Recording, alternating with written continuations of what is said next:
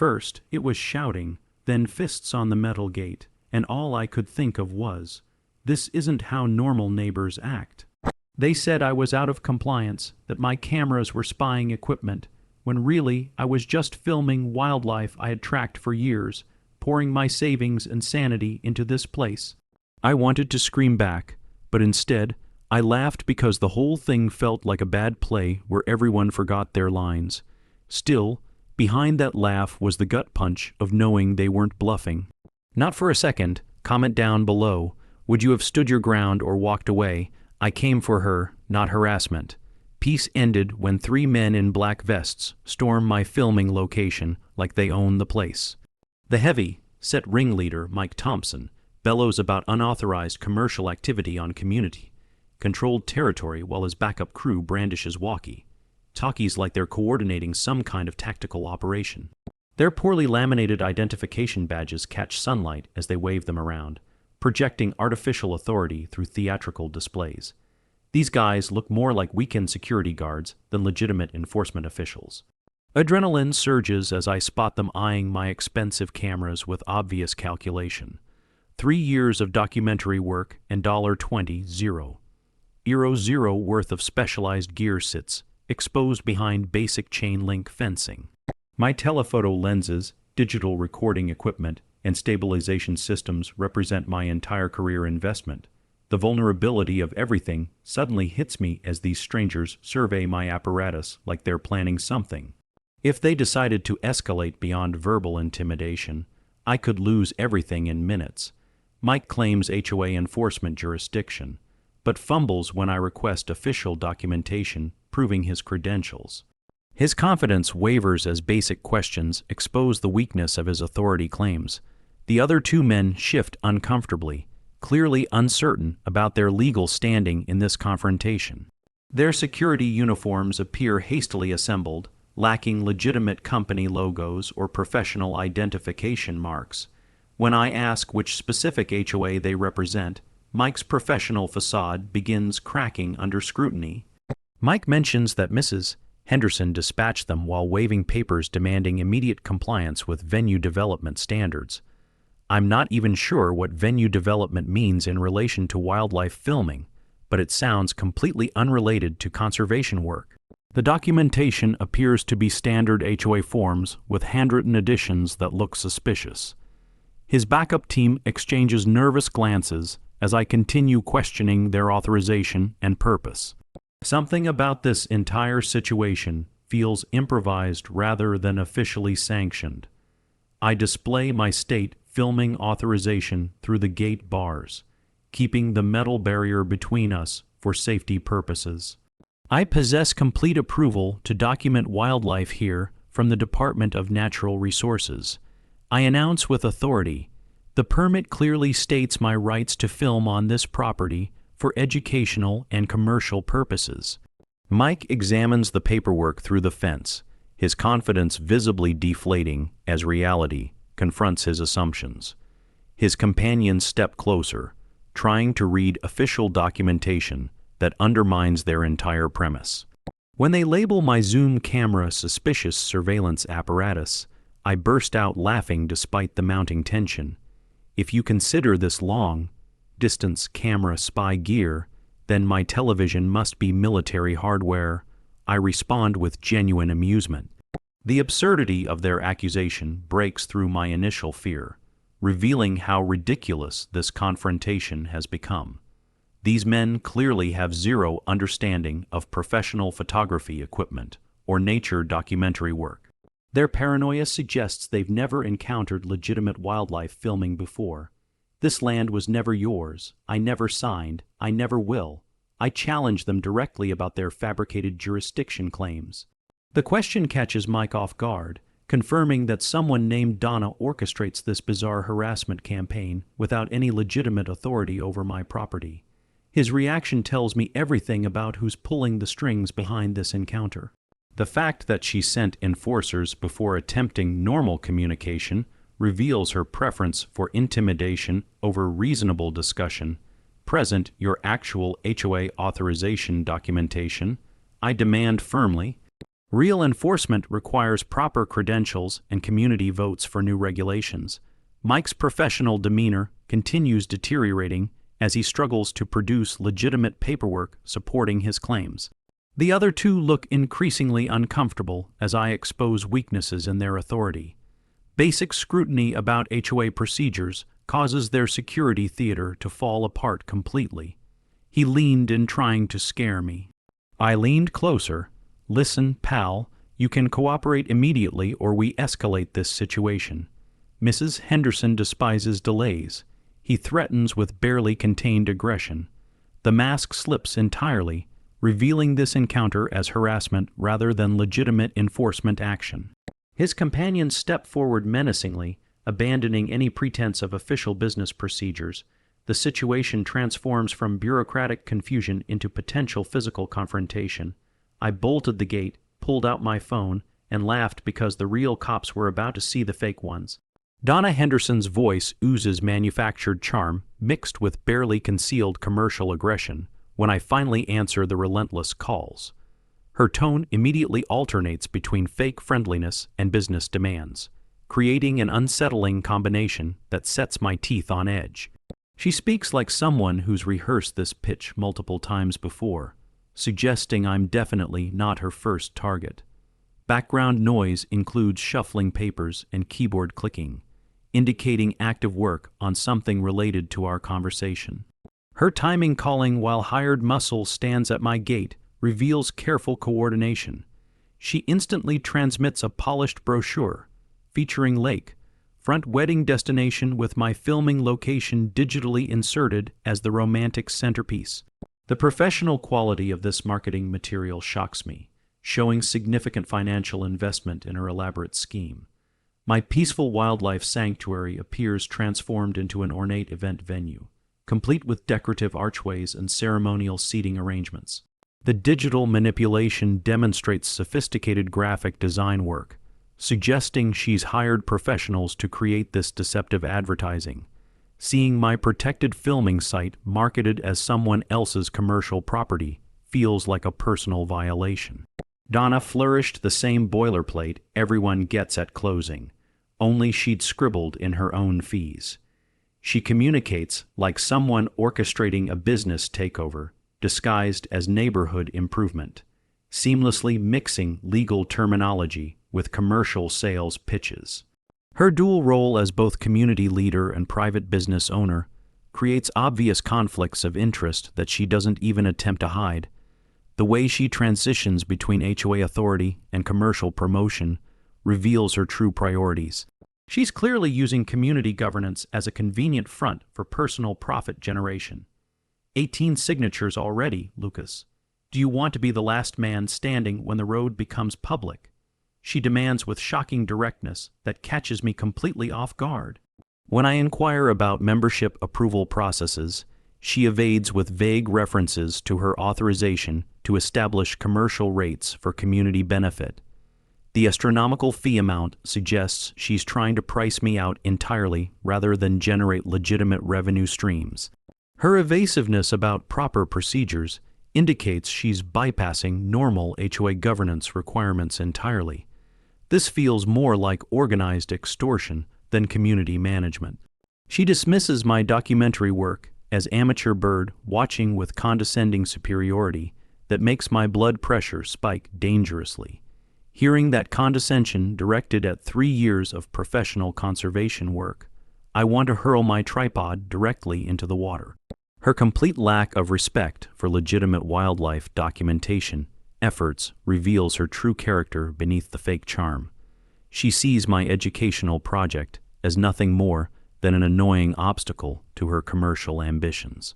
The dismissive tone suggests she's never considered the scientific value of long-term migration studies.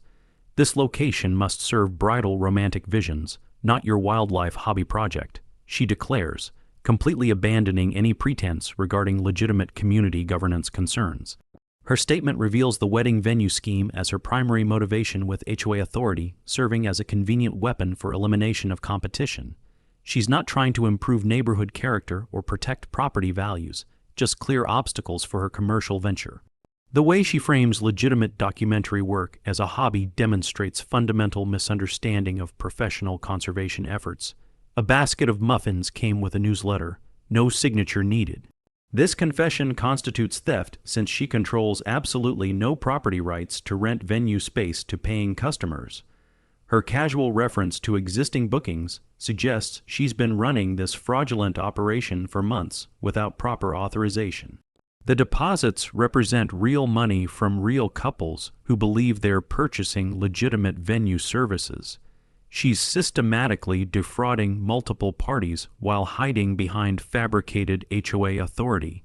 3 years of work and my Netflix contracts hang precariously if I lose access during critical migration periods approaching in the coming months. The timing of her demands coincides perfectly with peak filming season, suggesting deliberate sabotage of my professional obligations to streaming platforms. My contracts specify delivery dates that depend entirely on capturing seasonal wildlife behavior patterns during specific windows. Losing access now would destroy not just current projects, but future opportunities in nature documentary work. She's essentially threatening my entire career trajectory with her commercial scheme. They called it community spirit. I called it mob psychology with snacks. Your demands sound like personal business ventures, not legitimate community management activities. Her reaction to this direct challenge reveals how little she actually understands about HOA governance requirements. The silence on her end suggests she's never been confronted with proper procedural questions before today. Her entire scheme depends on people not understanding their rights or HOA legal limitations.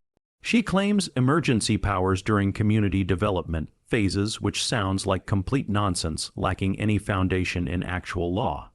Emergency powers in HOA governance require specific circumstances and member approval, neither of which exist in this situation. Her invention of non-existent authorities reveals the entirely fictional nature of her operation. When pressed for details about these supposed emergency powers, she becomes evasive and increasingly defensive.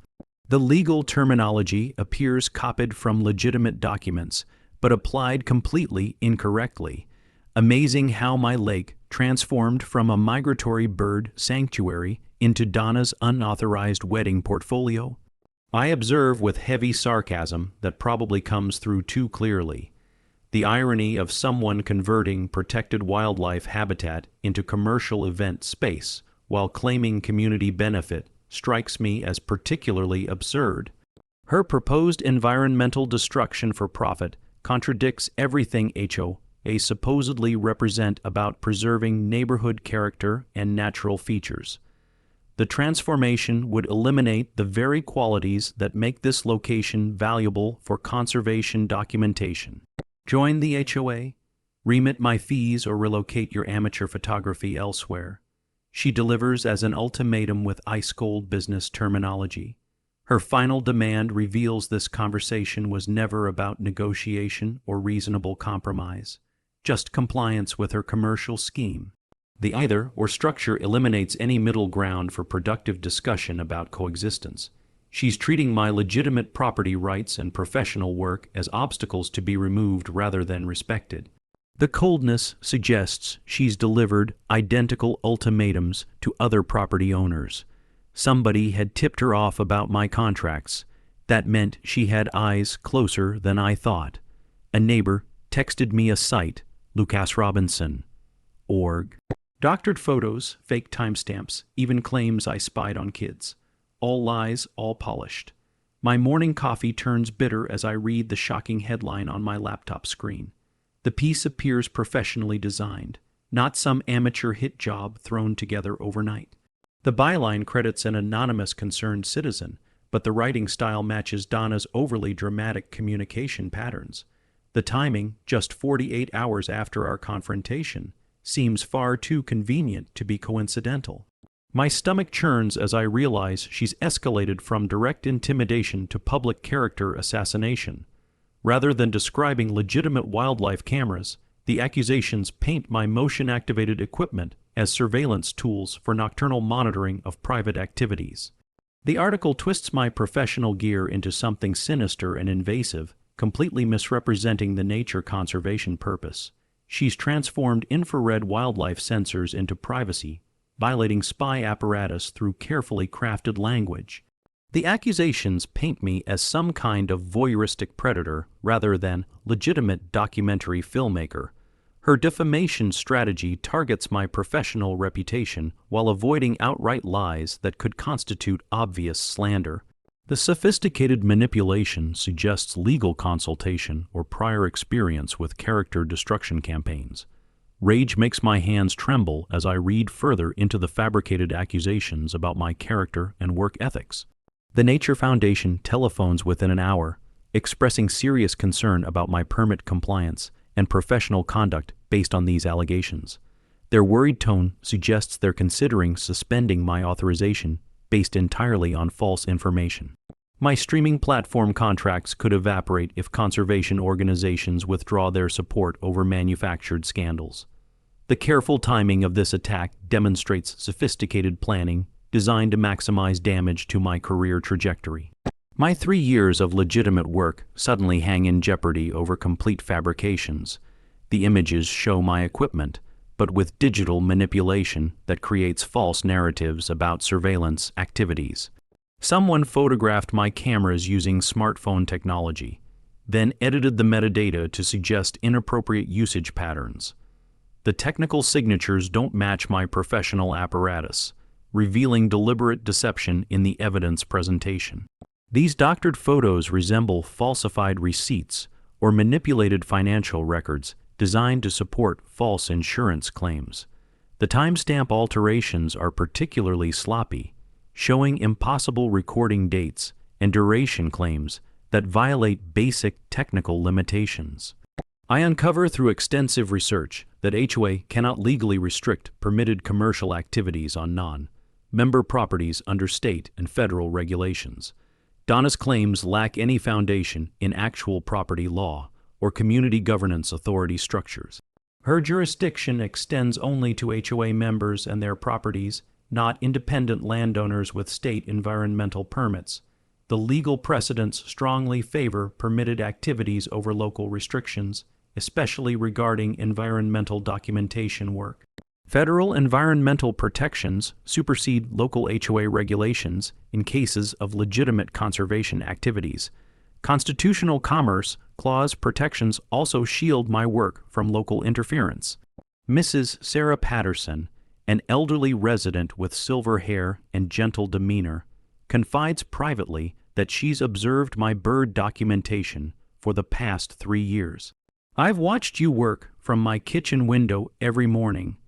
She explains with genuine concern about the false accusations spreading through the neighborhood. What's private about photographing herons and ducks on public waterfront? Nobody ever voted on filming fees or surveillance policies either. Her testimony provides crucial character evidence against Donna's manufactured scandal campaign. She's lived in the neighborhood longer than anyone and understands the difference between legitimate wildlife work and invasive surveillance activities. I examine public HOA records meticulously and discover no membership votes on commercial fees, no jurisdiction over non-member properties, and no legal basis for any of Donna's demands. The documentation reveals she's invented most of her claimed authorities without any community approval or legal foundation whatsoever. Her presidency doesn't grant power to create new fees, restrict permitted activities, or enforce regulations on non-members. The HOA bylaws specifically limit authority to member properties and designated common areas only. Every demand she's made exceeds her actual legal jurisdiction by enormous margins. The governance documents expose her entire campaign as unauthorized personal business. If I were spying on neighbors, the show would be called Pajamas After Dark, not Migration Patterns. The absurdity of the surveillance accusations becomes obvious when considering my actual footage, content, and professional conservation objectives. 3 years of documentation shows only birds, wildlife, and natural habitat behaviors without a single inappropriate image or privacy violation. The scientific value of migration pattern documentation contradicts every privacy violation claim in the fabricated article. My work contributes to environmental conservation rather than community surveillance, serving public education rather than personal voyeurism. Motion sensors activate at midnight, detecting movement around my filming stations that shouldn't be occurring during typical wildlife activity periods when most animals seek shelter. The infrared alerts suggest human presence near my equipment during hours when most birds and mammals avoid the exposed waterfront area. Someone appears to be approaching my filming locations under cover of darkness for unknown purposes that definitely aren't wildlife related. Timing coincides suspiciously with the escalating harassment campaign and manufactured scandal publication in the local blog. Whoever's out there clearly doesn't want to be identified or confronted during their nighttime activities around my property. I record everything systematically for potential harassment charges, knowing Donna's actions violate multiple statutes regarding defamation, business interference, and property rights violations. The documentation includes screenshots of the false article, metadata analysis of the manipulated photos, and time-stamped evidence of ongoing intimidation tactics. This evidence could support both criminal charges and civil litigation for damages to my professional reputation and financial losses. The systematic nature of her campaign suggests premeditation rather than spontaneous community concern about legitimate issues. Her escalating tactics indicate she won't stop without serious legal intervention or consequences. Security footage and motion detection logs provide concrete evidence of the harassment, timeline, and escalation patterns that courts recognize as criminal behavior requiring intervention. The documentation shows clear progression from verbal intimidation to character assassination through false publications designed to destroy my livelihood. Each incident builds upon previous actions, demonstrating organized harassment rather than legitimate community concerns about privacy or property values. The evidence trail supports charges of stalking, defamation, and business interference under state criminal codes. Her campaign meets legal definitions of organized harassment requiring immediate law enforcement intervention. The domain wasn't random. It was registered under a board member's LLC. Donna wasn't just smearing me. She was investing in my downfall. Officer Jason Martinez arrives at my property, appearing stern and official, carrying formal paperwork regarding threats against community enforcement personnel that supposedly originated from my location. His patrol car parks deliberately in my driveway, blocking easy escape routes, while he conducts what appears to be a serious criminal investigation. The formal nature of his approach initially suggests genuine legal trouble based on Donna's carefully crafted false reports to law enforcement. His crisp uniform and badge represent legitimate authority, contrasting sharply with the fake security theater I encountered from her hired muscle previously. The weight of potential criminal charges hangs heavy as he approaches my filming area with professional skepticism. I hold my breath as he examines my memory cards and digital storage systems with methodical precision. Understanding my entire career depends entirely on his findings and professional judgment. Thousands of hours of footage face scrutiny that could either vindicate my conservation work or destroy everything I've built over 3 years.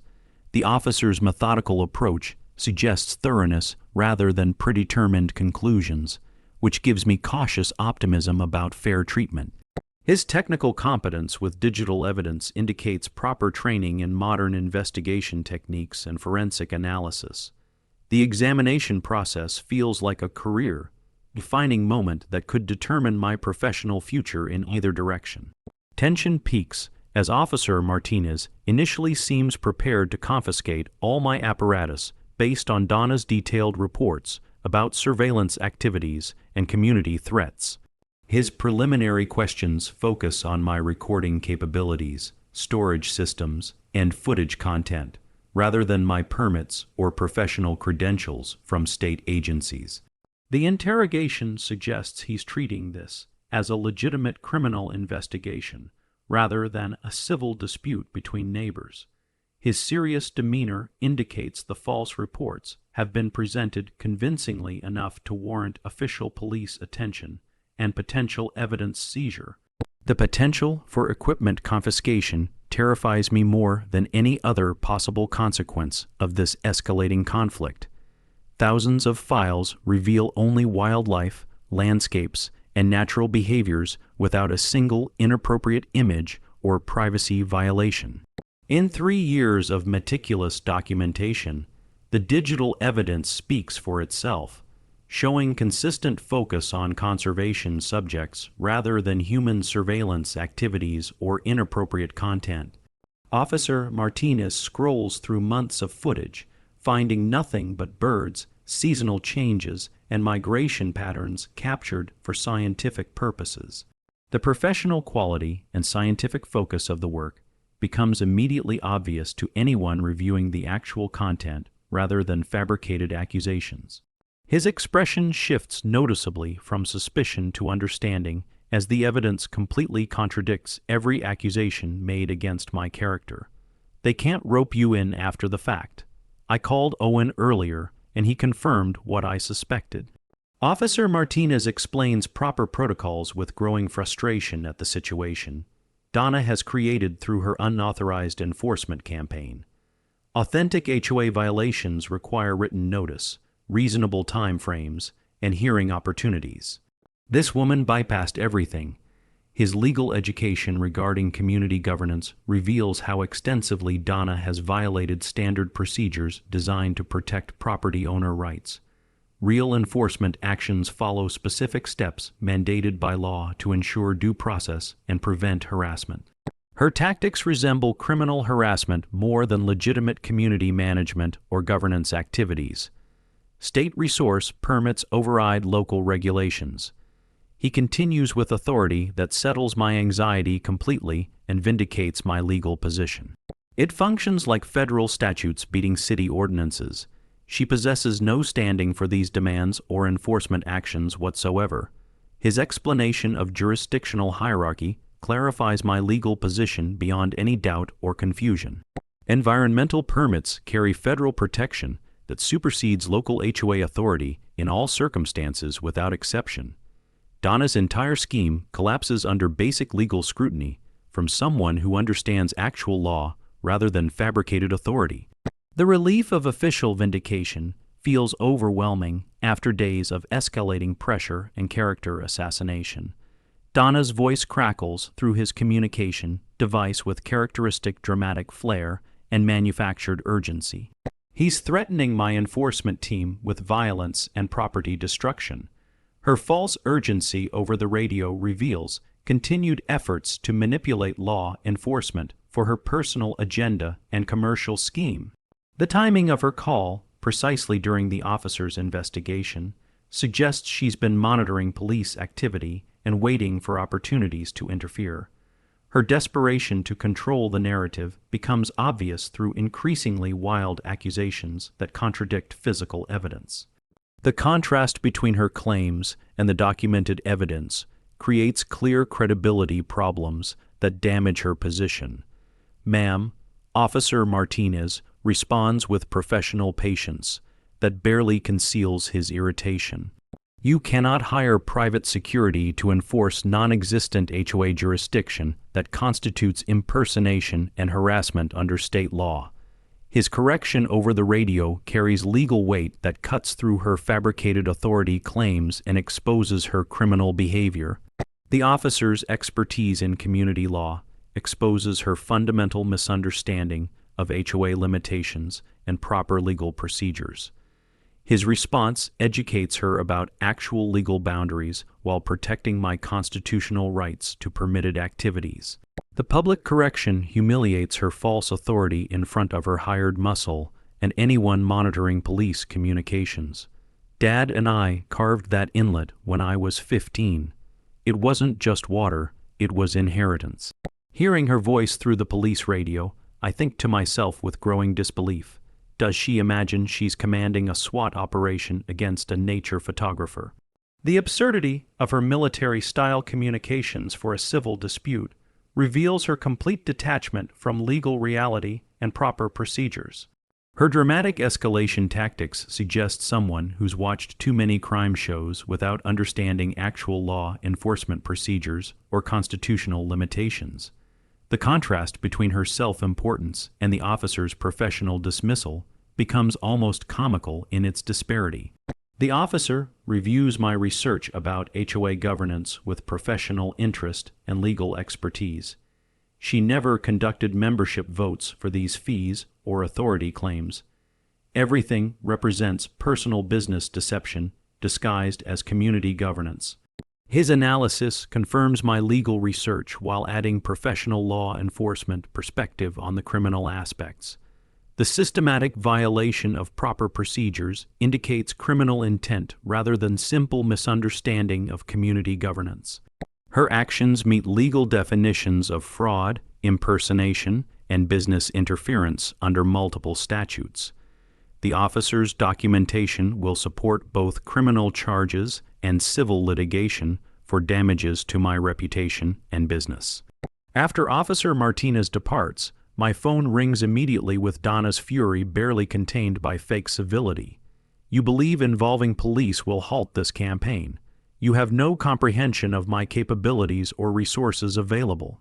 Her threats escalate despite clear police intervention and legal correction of her false claims about authority. The conversation reveals someone completely disconnected from legal reality and potential consequences of criminal behavior. Her continued aggression after official rebuke suggests either desperation or genuine delusion about her power and legal standing. The threats now carry additional weight as evidence of criminal harassment that could support prosecution. Donna spoke bylaws like scripture. I spoke in curses. Document everything systematically, the officer advised before leaving my property. This appears to be organized deception, not authentic community management. File harassment charges if the behavior continues or escalates further. His professional recommendation validates my defensive strategy while providing clear legal guidance for protecting myself. The documentation process becomes official evidence gathering rather than personal protection measures. His expertise transforms my defensive measures into potential criminal prosecution tools that could stop her campaign. The investigation shifts from harassment response to criminal case preparation that could protect other potential victims. Hearing those words, I understand I'm confronting a criminal enterprise disguised as community organization rather than legitimate HOA governance or neighborhood concerns. The realization changes my entire approach from defensive cooperation to active resistance against criminal activity that threatens constitutional rights. Her systematic violations of law require criminal justice response rather than civil negotiation or compromise solutions. The escalation threatens not just my work, but potentially other community members who might face similar schemes. My documentation could protect future victims from similar criminal enterprises disguised as community governance. If we didn't fight in 10 days, the paperwork would bind me to an HOA I never joined. Donna orchestrates an emergency community meeting regarding the filming privacy crisis, complete with theatrical slide presentation and professional projector equipment. The community center buzzes with nervous energy as residents file into folding chairs arranged in neat rows. Her PowerPoint presentation features dramatic red text and alarming graphics designed to inflame emotions rather than present facts. The meeting notice went out just 12 hours ago, barely giving people time to arrange child care or adjust work schedules. She's clearly trying to control attendance and limit opposition. I arrive with my laptop, requesting equal time to present the actual footage and facts everyone deserves to know. Half the chairs leaned forward, the other half leaned back, a town split in folding metal. Some residents appear genuinely concerned about privacy issues, while others seem skeptical of Donna's dramatic claims. The divide becomes immediately visible through body language and seating arrangements. Her supporters cluster near the front, while undecided residents hang back, observing cautiously. I screened 20 minutes of breathtaking bird migration footage when finally granted speaking time. watching residents' expressions transform from suspicion to wonder. Mrs. Patterson becomes tearful, watching the great blue heron she's cherished for decades, finally understanding the true nature of my conservation work. The room falls silent as majestic birds fill the projection screen, their natural beauty contrasting sharply with Donna's fabricated surveillance paranoia. Several residents murmur appreciation for wildlife they'd never noticed despite living here for years. The footage speaks for itself, revealing scientific value rather than invasive surveillance. I explain to residents the fundamental legal principles governing HOA authority. Authentic HOA require membership votes for new fees and enforcement policies. Donna circumvented all proper procedures to operate a personal business scheme. The education about proper governance procedures shocks many residents who assume she had legitimate authority.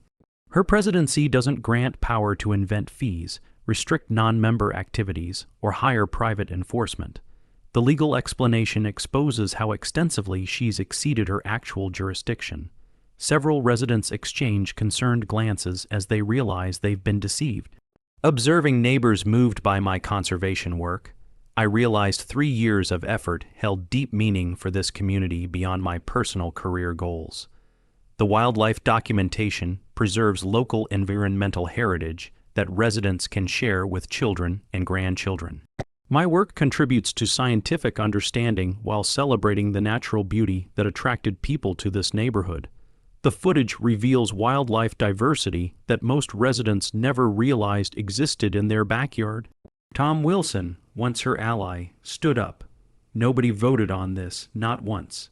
His public reversal damages Donna's credibility while encouraging other residents to question her claims. The shift becomes visible as he moves to sit with residents supporting my work. His admission publicly validates everything I've been saying about proper procedures and legitimate authority. The moment transforms community confusion into organized resistance against her unauthorized activities. She pivots desperately from privacy concerns to blocking revenue, generating wedding opportunities, revealing her true commercial motivations to the entire room. This location must serve community economic development, not individual hobbies that prevent profitable utilization, she declares with obvious frustration. Her mask slips completely as business interests override any pretense of governance or privacy protection. The pivot confirms everything I've suspected about her wedding venue scheme. Her supporters begin looking uncomfortable as her commercial agenda becomes undeniable. A retired attorney with distinguished gray hair poses pointed legal questions that expose the criminal nature of her operation. Donna, where are the meeting minutes showing membership approval for commercial venue rentals? He demands with professional authority. You cannot simply declare community property a business asset without proper authorization. His legal expertise cuts through her fabricated claims with surgical precision. The questioning reveals systematic violations of governance procedures. Her inability to produce documentation undermines her entire position. Present the documentation proving you can charge filming fees or rent venue space to paying customers. A retired attorney continues relentlessly. Authentic HOA governance requires transparency and member approval for all revenue-generating activities. His demand exposes the fictional nature of her entire authority structure. The legal scrutiny terrifies her because she has no legitimate documentation supporting any claims. Her evasiveness becomes obvious to everyone as she deflects rather than providing requested proof. The attorney's expertise transforms community confusion into understanding of criminal deception. I nearly burst out laughing when she calls my conservation art a concrete barrier blocking unauthorized wedding celebrations. The entire room resembles a game show, just missing buttons labeled Trust Donna's Scheme or Trust Authorized Wildlife Documentation. I think to myself, the absurdity of her position becomes obvious when contrasted with legitimate conservation work. Her commercial desperation creates comedy rather than credibility. The comparison between scientific documentation and event planning profit reveals her misplaced priorities. Under legal pressure from a retired attorney, she explodes with revealing desperation. I have backing from people who understand property development potential, but she cannot name these mysterious supporters or show contracts proving their existence. Her vague references to unnamed backers suggest either fictional support or unwillingness to reveal criminal accomplices. The outburst demonstrates someone losing control of her carefully constructed narrative. Her inability to provide specifics undermines credibility with residents. The room divides visibly between Donna's supporters and those questioning her complete absence of proper authorization. Her remaining allies appear increasingly uncomfortable as evidence mounts against her claims. The residents demanding accountability represent growing opposition to her unauthorized activities. The division becomes obvious through seating arrangements and vocal support patterns. Her political base erodes as residents understand the criminal nature of her scheme. Mrs. Patterson stands up with dignified authority that commands respect. I've resided here since before this HOA existed and watched every board election. Nobody voted to make Donna our business manager or venue operator. Her historical perspective carries weight that undermines Donna's entire foundation. The testimony from a founding resident exposes how recently Donna assumed power and began exceeding authority. Her credibility contradicts every claim about community approval. If they wanted to see proof, I'd give them more than speeches. I plugged in the projector. The next slide wasn't hers, it was mine. My motion-activated cameras alert me at 2:15 a.m. detecting multiple figures navigating around my filming stations during the quietest hours. The infrared sensors trigger simultaneously across different zones, suggesting coordinated movement rather than random wildlife activity. Most nocturnal animals avoid this exposed area during peak darkness, making human presence the only logical explanation. The timing coincides perfectly with escalating tensions from the community meeting disaster. Someone clearly decided that public humiliation required private retaliation.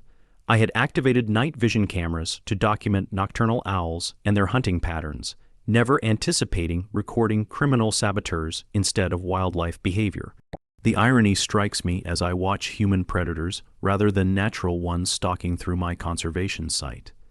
The equipment designed to capture environmental beauty now documents environmental destruction by people claiming community authority. The footage quality exceeds anything I could have planned for criminal documentation purposes. Technology intended for conservation becomes evidence of criminal conspiracy. Years of footage drowned in seconds. My cameras toppled like sticks. 3 saboteurs systematically demolish apparatus while clouding the water and destroying camera mounts as Donna directs from the shoreline. Her voice carries clearly across the water as she coordinates the destruction with military precision. The deliberate nature of the sabotage reveals extensive planning rather than spontaneous vandalism. Each person targets specific equipment types, suggesting advanced reconnaissance and tactical coordination. Her leadership role eliminates any plausible deniability about criminal intent. Mike Thompson slips on the muddy bank and crashes into the water with a splash that echoes as if even the fish are startled by the incompetence. His dramatic tumble provides the only comic relief in an otherwise devastating scene of professional destruction. They wanted stealth. Instead, they sounded like an amateur fishing show. His fellow saboteurs freeze momentarily, clearly unprepared for such obvious failure in stealth operations. The incident captures perfectly on multiple camera angles, providing clear facial identification. My night vision cameras record every movement clearly, including faces and license plates of vehicles used in the criminal operation. The technical quality exceeds police evidence standards, providing prosecutors with comprehensive documentation of criminal conspiracy. Each perpetrator becomes clearly identifiable through multiple camera angles and lighting conditions. The license plate information enables immediate identification of vehicle owners. The evidence package could support felony charges against every participant. My heart pounds frantically as I watch years of work being destroyed, torn between fear of losing everything and relief that cameras continue recording. The emotional trauma of watching professional destruction conflicts with satisfaction that criminal behavior gets documented thoroughly. The equipment represents not just financial investment, but years of environmental dedication and scientific progress. The destruction attacks my livelihood while providing evidence for criminal prosecution. The psychological impact creates lasting anger and determination for justice. As police arrive responding to my 911 call, Jennifer and Mark Davis storm up, furious about their wedding deposit theft. "We paid $5,000 for a venue she doesn't even control," Jennifer shouts with obvious distress. "She stole our money for property that isn't hers." The timing during active criminal investigation provides perfect evidence of systematic fraud beyond simple harassment. Their financial documentation proves ongoing theft that extends far beyond my situation. The multiple victims strengthen criminal charges while exposing her criminal enterprise scope. $20,000 in destroyed cameras and 3 years of work potentially ruined. But the night vision footage survived perfectly in waterproof housing. The financial damage creates serious felony charges, while the evidence ensures successful prosecution of responsible parties. My professional losses become criminal restitution claims against perpetrators with clear evidence supporting recovery. The surviving footage represents both insurance claims and criminal evidence that could fund equipment replacement. The destruction backfired by creating stronger legal positions. Additional wedding contracts spill from Donna's car during the arrest, revealing she collected over $30,000 in deposits for unauthorized venue rentals. The physical evidence proves systematic theft from multiple couples who believed they were purchasing legitimate services. The contracts show her signature on agreements for property she doesn't own or control. The financial scope elevates charges from harassment to organized fraud across state lines. Her criminal enterprise extends far beyond my individual situation. Neighbors wake to police lights and chaos, says Mrs. Patterson emerges in her robe, shocked at the criminal destruction scene. "This isn't community management. This is organized crime," she declares while surveying the environmental damage. Her witness testimony provides community credibility to criminal charges beyond victim statements. The neighborhood awakens to the reality that their elected representative operated a criminal enterprise. Her authoritative condemnation undermines any remaining community support for Donna. Officer Martinez explains to gathering neighbors the criminal nature of the destruction. "This isn't HOA enforcement or community protection. This is criminal destruction of property and organized business theft." His professional assessment educates the community about the criminal reality behind Donna's governance theater. The official law enforcement perspective provides credibility that residents respect. His explanation transforms community confusion into understanding of criminal prosecution necessity. Two saboteurs escape on foot through darkness, but Mike gets caught deep in lake water when patrol cars arrive with spotlights. His dramatic capture provides satisfying conclusion to the criminal operation while ensuring at least one perpetrator faces immediate consequences. The waterlogged arrest scene becomes community legend while providing crucial witness testimony. His capture enables identification of accomplices and criminal network investigation. If they thought wrecking my gear would end me, they hadn't seen what I'd kept hidden. Donna's voice carried across the water, ordering the demolition herself, and my mic caught every word. At the police station, the USB reveals Donna's systematic criminal operation through months of incriminating emails and planning documents. A detective spreads the digital evidence across her desk, revealing a sophisticated fraud network disguised as community improvement. Files contain correspondence between Donna, Mike Thompson's security firm, and Premium Events LLC, showing coordinated deception targeting multiple property owners. Each document builds a comprehensive case of organized crime rather than isolated harassment. The electronic trail proves premeditation spanning back 6 months. My cameras accidentally recorded Donna's voice, directing the destruction with crystal clarity. Tonight, we clear the site permanently. Tomorrow, this becomes our premium venue, and the filming contract becomes completely void. The audio confession provides prosecutors with undeniable proof of criminal leadership and commercial motivation behind environmental vandalism. Her voice analysis matches perfectly with previous recordings from our phone conversations. The confession eliminates any possibility of claiming innocence or blaming subordinates. Federal prosecutors describe it as the most damning evidence they've encountered. Metadata doesn't lie. Her evidence did. The Davis couple provides receipts showing Donna collected deposits for multiple spring weddings at property she doesn't control or own. Jennifer's documentation reveals systematic theft from at least 7 couples who believed they were purchasing legitimate venue services. The financial records show she charged premium rates while providing no actual services or property access. Mark discovers that Donna never owned wedding venue property anywhere in the state. The fraud extends across county lines, triggering federal jurisdiction. Investigation reveals Donna's event company specializes in venue acquisition through community intimidation rather than legitimate property rental. The business model involves targeting property owners with environmental permits using fabricated HOA authority to force them out, then converting locations into unauthorized commercial venues. Her company website advertises services for eliminating property obstacles through community pressure. The scheme represents organized racketeering rather than individual criminal acts. Federal agents identify similar patterns in 3 neighboring counties.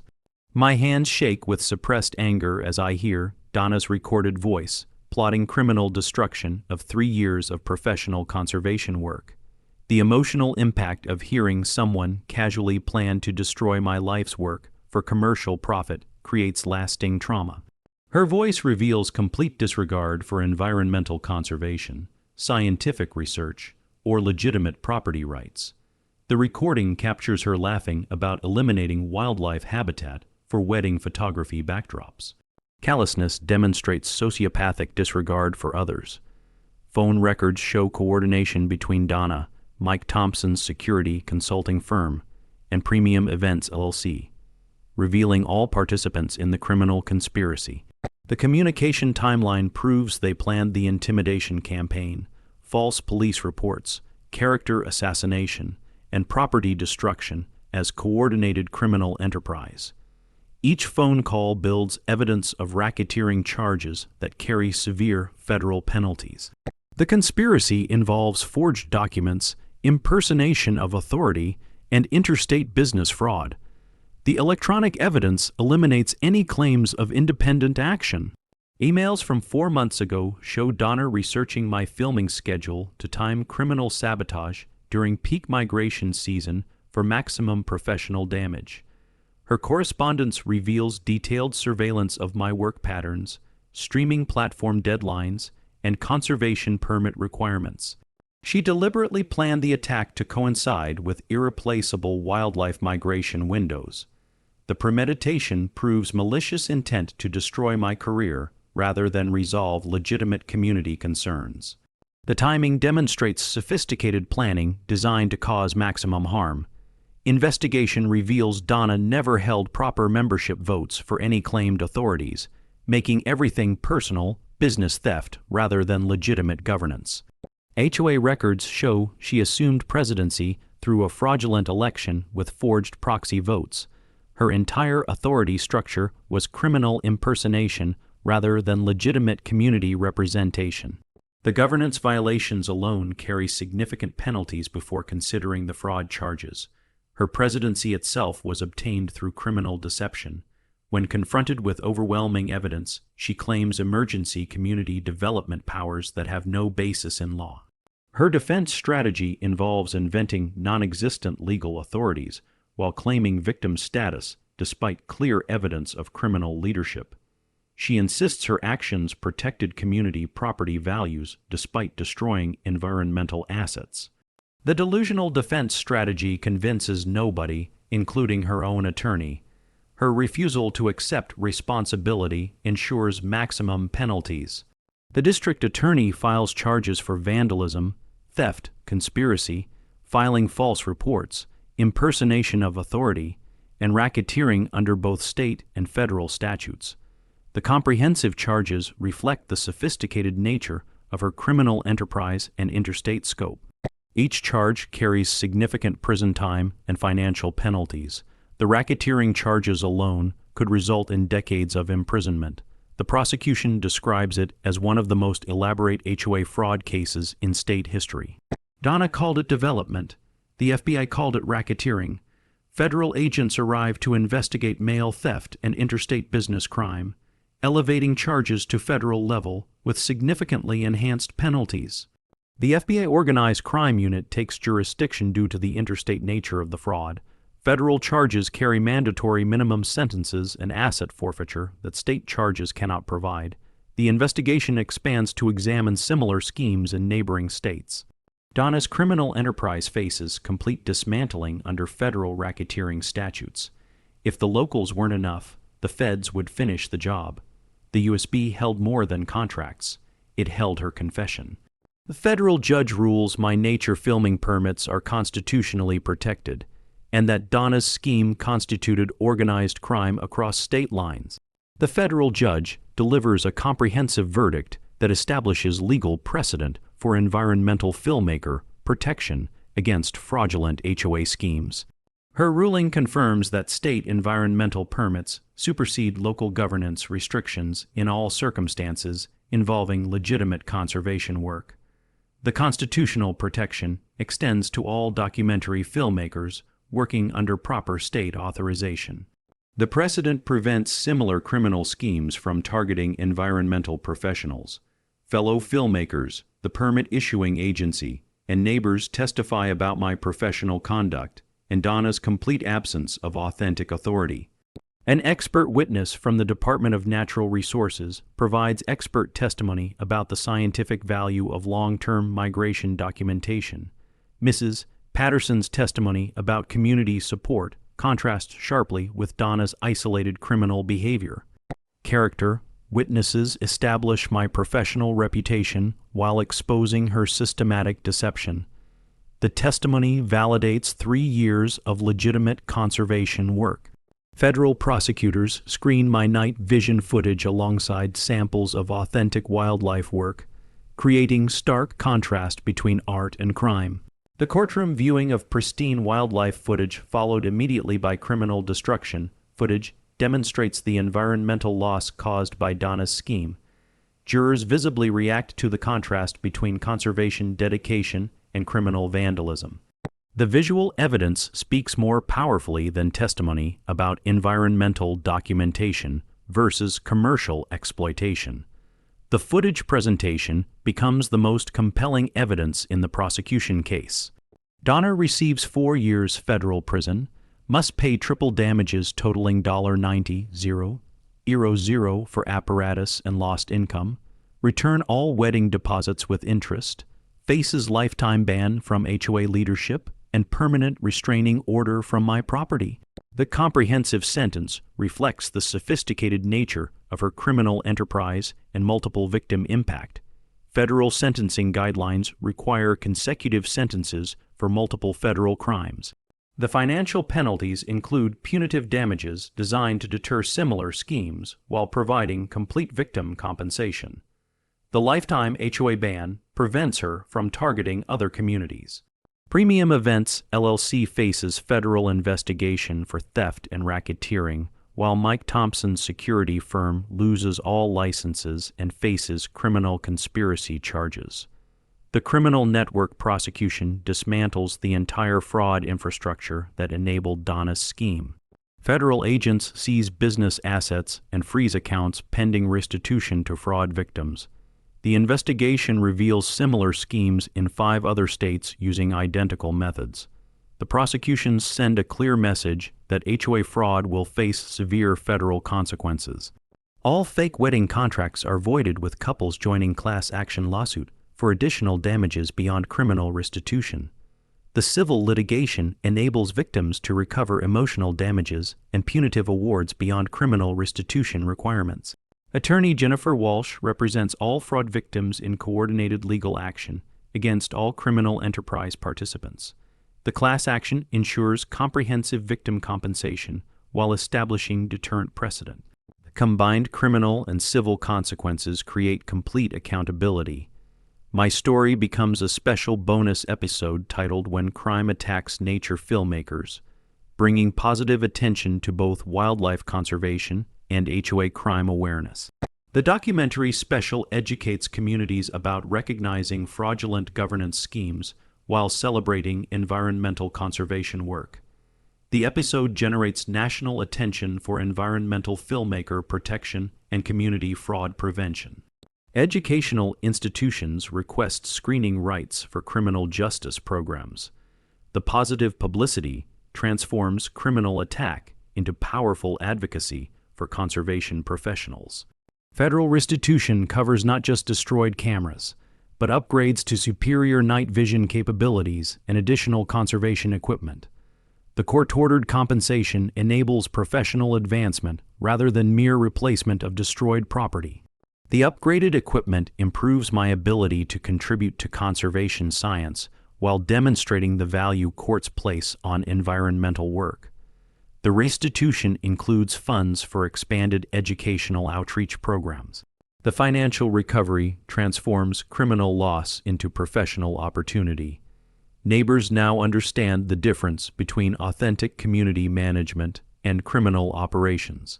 While Tom Wilson leads efforts to establish proper HOA governance, the community education transforms confused residents into informed citizens capable of recognizing legitimate governance versus criminal deception. Wilson's leadership ensures transparent procedures and member protection against future fraud attempts. The neighborhood governance reform protects all residents while honoring environmental conservation work. The community healing demonstrates how criminal exposure strengthens democratic participation. When the judge read the sentence, I watched a heron land on the lake. My father would have smiled. Donna still tried one last time before federal sentencing, insisting she was only helping the community prosper. I looked her in the eye and said, "You weren't helping anyone. You were running a criminal enterprise behind a fake HOA mask." That final pushback ended her charade because no excuse could survive against months of footage, witnesses, and fraud documents stacked against her. Walking out of court, the air felt different, lighter, sharper, almost like the lake itself had been holding its breath. 3 years of filming, every long morning in the marsh, every sleepless night protecting my equipment, it all became proof that standing your ground can actually matter. I wasn't just defending cameras and contracts. I was defending the right to work without extortion dressed up as community service. The courtroom didn't just hand me a victory, it handed every future target of HOA fraud a shield. Neighbors who once whispered doubts shook my hand that day.